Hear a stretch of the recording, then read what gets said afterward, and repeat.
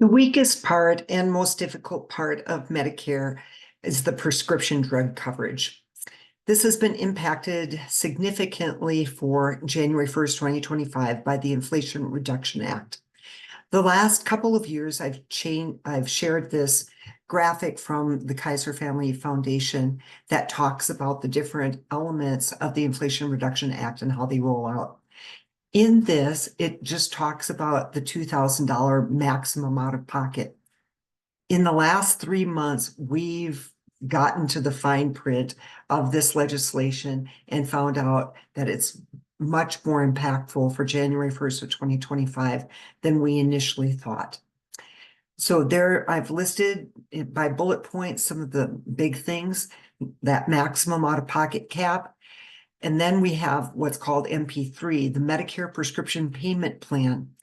The insurer must set up a payment plan if you request, if you have expensive drugs.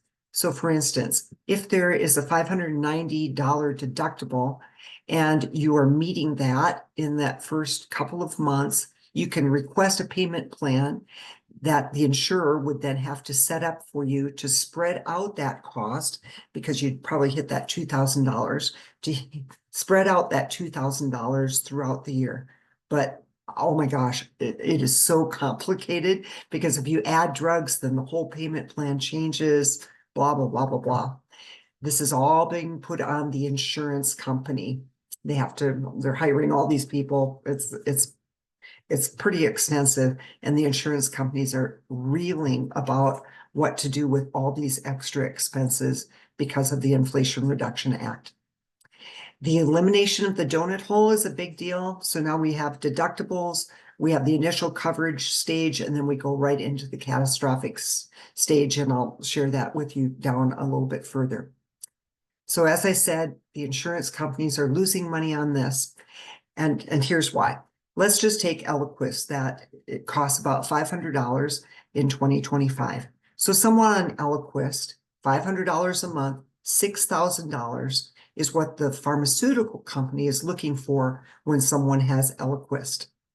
Because of this legislation, the insurance company can only charge you $2,000. So who pays the other $4,000? It's the insurance company. So they're losing a lot of money this year. Not that I feel sorry for insurance companies, but it's a reality.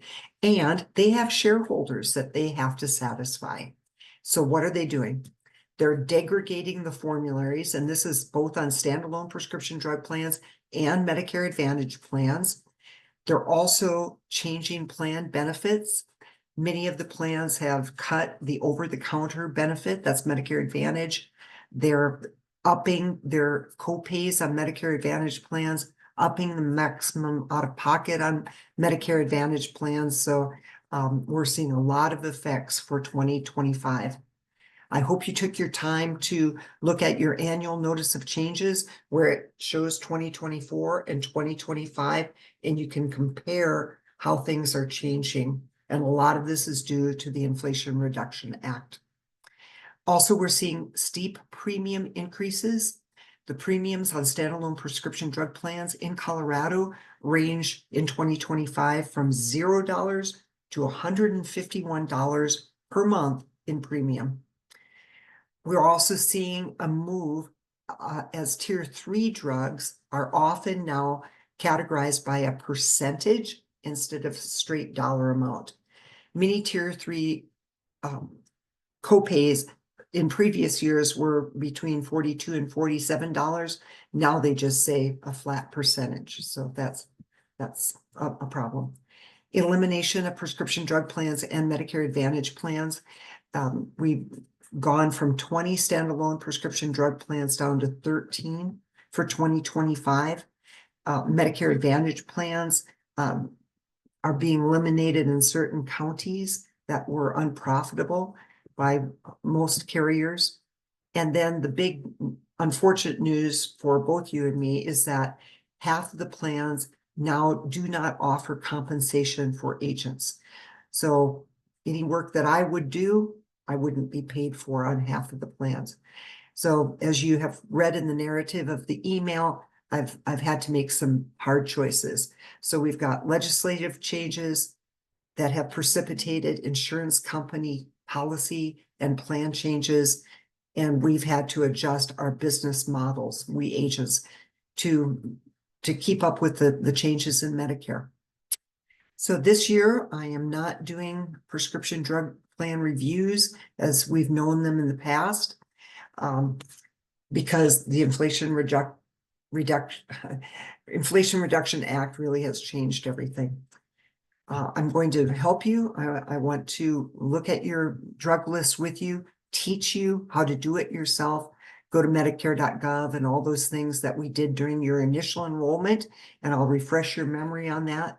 But then for future years, I won't be doing that. I just didn't feel like it was ethical to only steer you toward plans that offered compensation.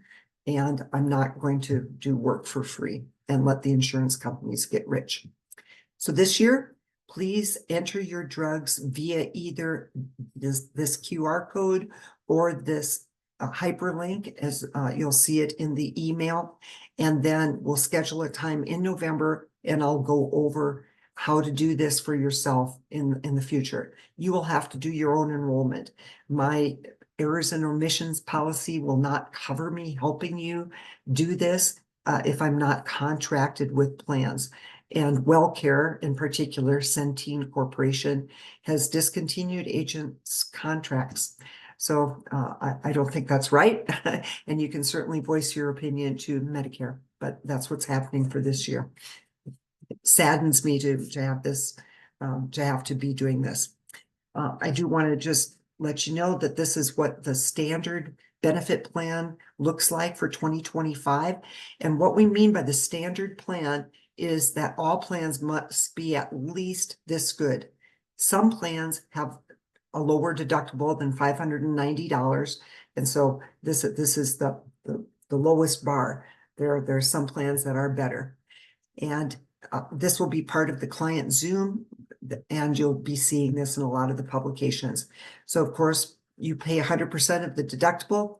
Then we go into this split between the drug manufacturer, the insurance company is paying more this year, and then the max that you would pay is 25% up to $2,000. So good news for some people who've had higher out-of-pocket for prescription drugs higher than $2,000. No donut hole or coverage gap. And now the catastrophic phase, it's 20% paid by the drug manufacturer, 20% paid by Medicare, and then 60% put on the insurance company.